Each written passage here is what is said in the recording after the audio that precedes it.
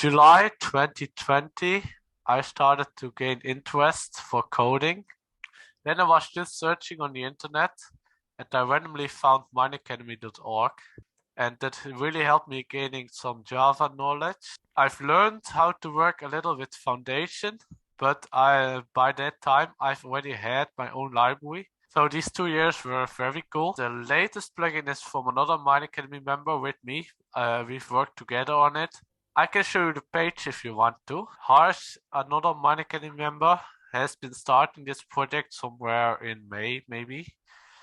I've known him for about 1 year now, and I've also suggested him to do MineAcademy, and it also helped him a lot. And since September, we've decided to split the income because I was helping so much.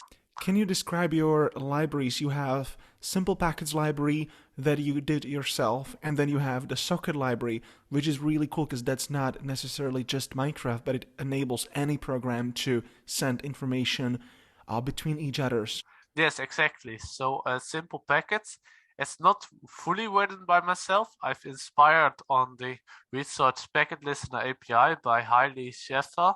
Like ProtocolLib is very big, many features. This is simple. Simple sockets is like how you said, sending information, sending strings from the first program instance to the other program instance. Who would you recommend MineAcademy to?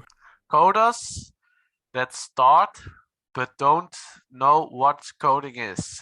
And also coders that have a little experience but still write bad code, like not object-oriented, using bad variables. And also people who just want to learn coding, of course.